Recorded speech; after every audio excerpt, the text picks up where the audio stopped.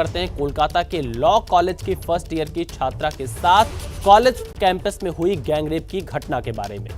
और इस घटना ने सभी को हिलाकर रख दिया। पहले कोलकाता के आरजीकर मेडिकल कॉलेज में रेप की घटना और अब लॉ कॉलेज में गैंगरेप। इस घटना के बाद विपक्ष ने ममता सरकार पर सवाल खड़े कर दिए। बीजेपी ने राज्य की कानून व्यवस्था पर भी सवाल उठाए। दरअसल साउथ कलकत्ता लॉ कॉलेज में 25 जून की रात एक युवती के साथ गैंगरेप का सनसनीखेज मामला सामने आया है। पीड़िता के बयान और शुरुआती जांच के सामने आए तथ्यों के आधार पर पुलिस ने 3 आरोपियों को गिरफ्तार किया है, जिसमें 2 कॉलेज के छात्र और एक पूर्व छात्र नेता हैं। कोलकाता पुलिस ने एक और गिरफ्तारी भी की है। मेडिकल जांच में पीड़िता के शरीर पर काटने, नाखून से खरोच और जबरदस्ती किए जाने के कई निशान मिले हैं।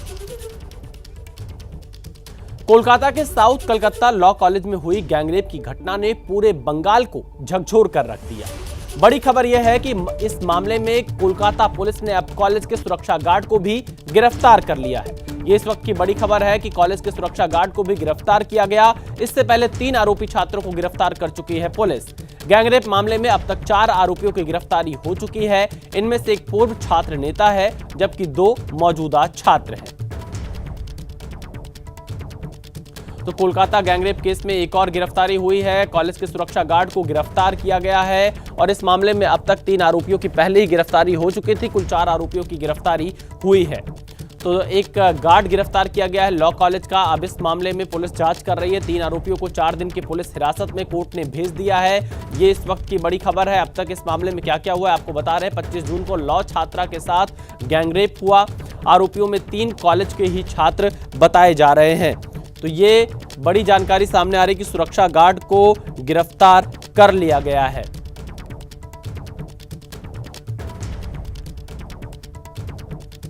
तो आरोपियों में 3 कॉलेज के छात्र, एक पूर्व छात्र नेता और सिक्योरिटी गार्ड को गिरफ्तार कर लिया गया है।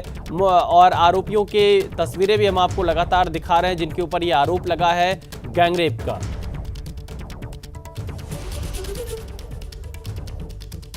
Kolkata law college rape case की एफआईआर कॉपी भी सामने आई है, जिसमें पीड़िता ने जो कुछ बताया है वो दिल दहला देने वाला है।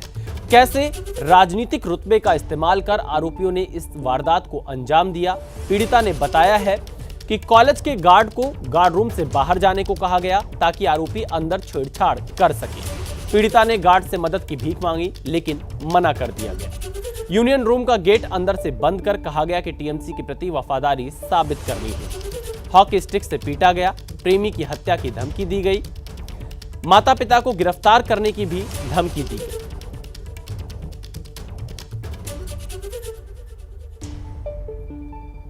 सवाल है कि क्या पश्चिम बंगाल में कानून व्यवस्था पूरी तरह से ध्वस्त हो चुकी है? क्या वहां अपराधियों के मन में पुलिस प्रशासन का खौफ नहीं रह गया है? यह सवाल इसलिए क्योंकि पश्चिम बंगाल में राज्य सरकार द्वारा संचालित साउथ कोलकाता लॉ कॉलेज से जुड़ा गैंगरेप का सन्न कर देने वाला मामला सामने आया है। घटना के बाद विपक्षी बीजेपी ममता सरकार पर हमलावर है। पार्टी ने कानून व्यवस्था पर सवाल भी उठाए हैं।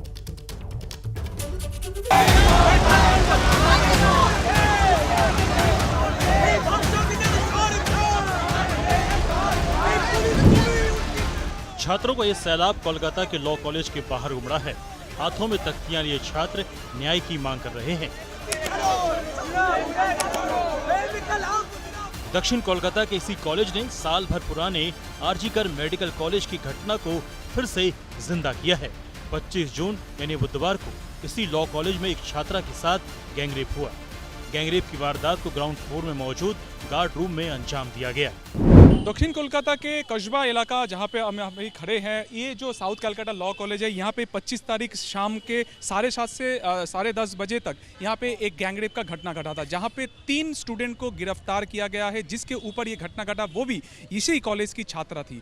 सामने जो घर दिखाई दे रहा है या जो रूम दिखाई दे रहा है, यूनियन रूम, इसके अंदर ही गैंगरेप का अंजाम दिया गया है। एक जो स्टूडेंट है, ये तीनों एक्यूज्ड में से एक है। एक स्टूडेंट यहाँ पे वो पहले पढ़ता था, 4 साल बीत गया था, वो पास आउट करके निकल गया था। वो पेशे में आईनजीबी है या एडवोकेट है।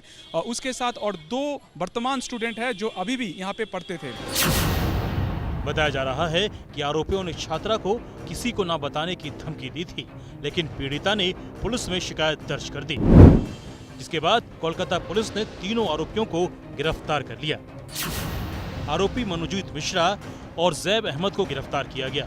वहीं प्रमित मुखर्जी की गिरफ्तारी की गई। जैब अहमद और प्रमित मुखर्जी लॉ कॉलेज के छात्र हैं।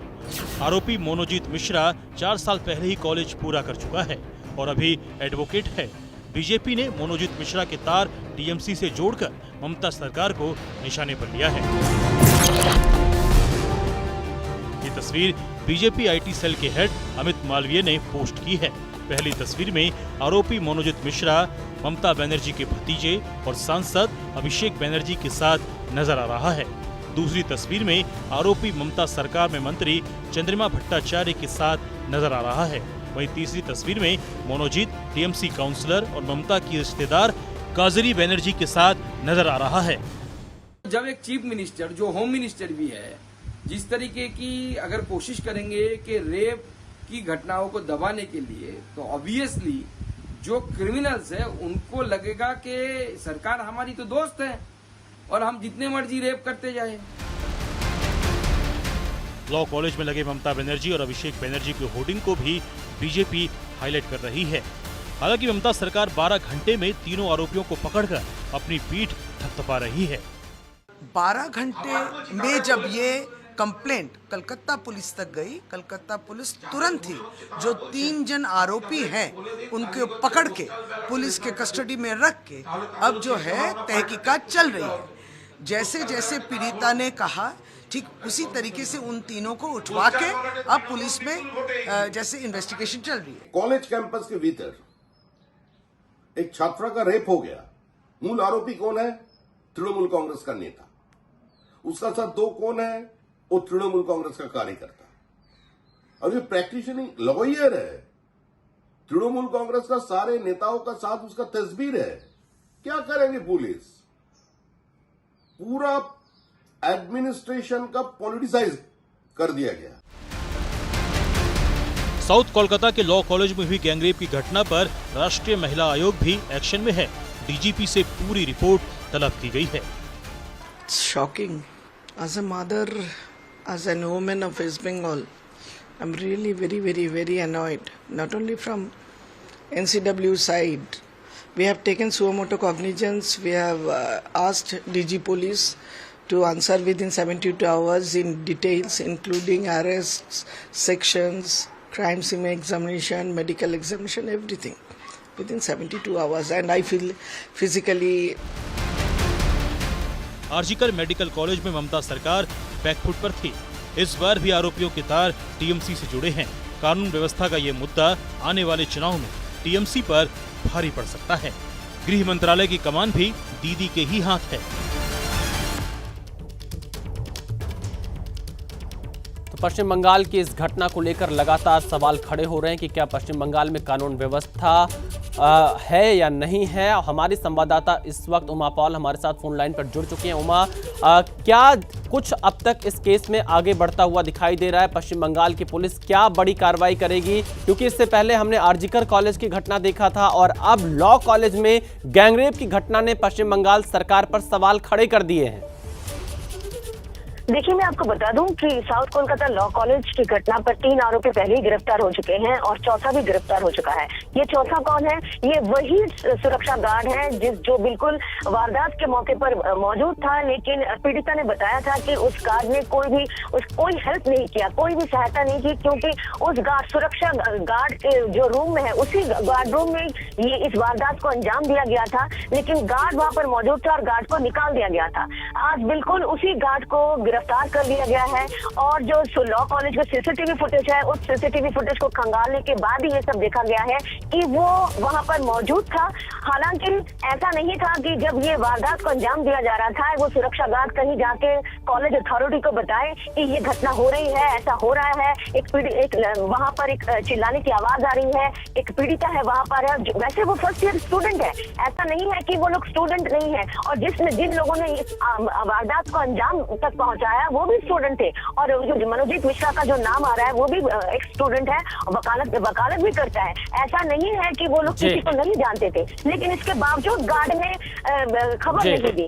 इसलिए आज बिल्कुल चौथी गिरफ्तारी हो चुकी है, और जाहिर सी बात है इस पूरे बिल्कुल रुमा पॉल, आप नजर बनाए रखिएगा, आगे भी हम आपसे अपडेट लेते रहेंगे। फिलहाल के लिए शुक्रिया। तो देखिए, सवाल लगातार पश्चिम बंगाल सरकार पर खड़े भी हो रहे हैं और सवाल पूछे भी जाएंगे कि आखिरकार ऐसी घटनाएं बंगाल में कब रुकेंगी। लॉ कॉलेज में हुई रेप की घटना के बाद से बीजेपी ममता सरकार पर आक्रामक है। बीजेपी कह रही है दीदी राज में बहन बेटियां बंगाल में सुरक्षित नहीं है। सत्ता का संरक्षण पाकर अपराधियों के हौसले बुलंद है। बीजेपी बंगाल के सह प्रभारी अमित मालवीय ने कई सवाल पूछे हैं। पहला, छात्रा को टीएमसीपी नियंत्रित यूनियन क्षेत्र में क्यों बुलाया गया? दूसरा, एक पूर्व छात्र कॉलेज परिसर में कैसे खुलेआम घूमता रहता है? तीसरा, कॉलेज परिसर में युवती को बुलाने और उसका यौन शोषण करने की हिम्मत कैसे हुई? चौथा सवाल अमित मालवीय ने पूछा, कॉलेज प्रशासन कहां था?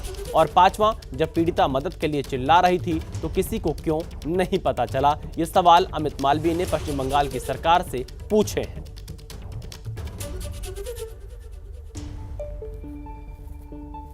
तो अगर आप शिक्षा प्रतिष्ठान के अंदर ऐसी चीज घट रही है एक के बाद एक और आप उसे रोक नहीं पा रहे, so it is a pathetic failure and failure of the state administration, that is the home minister of the state. इस स्टेट के होम मिनिस्टर ममता बनर्जी, उनकी फेल्योर है।